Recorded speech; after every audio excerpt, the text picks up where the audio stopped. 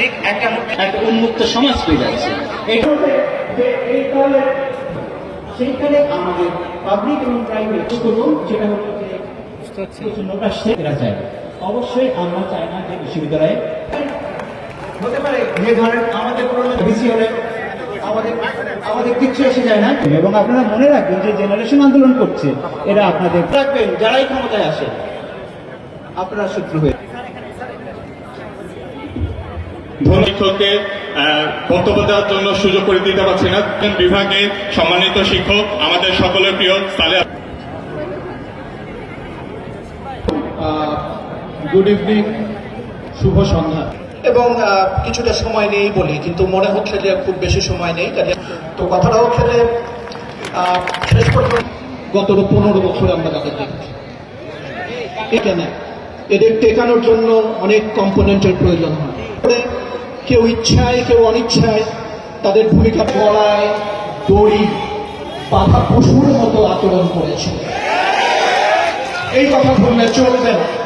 সাংবাদিক শ্রেণী একটা দেশের সুশাসন, গণতন্ত্র এবং জবাবদিহিতা রাখতে গেলে সাংবাদিকদের ভূমিকা অপরিসীম।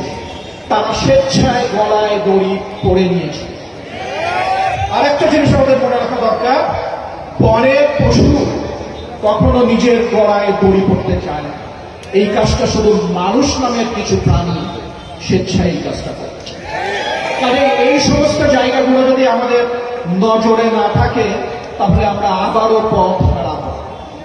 শিক্ষা কেন প্রয়োজন, এই সমস্ত ব্যাপার কি স্ট্যাটিস্টিক্যাল মেকানিক্সের ক্লাসে আমি আমার ক্লাসের ভিতরে আমার বিশ্ববিদ্যালয়ের শিক্ষার্থীরা রাজনীতিমুক্ত ক্যাম্পাস চাচ্ছে। এটি 73-এর আইন এবং সংবিধানের সাথে কতটুকু সাংঘর্ষিক এ ব্যাপারে আপনার মতামত কি?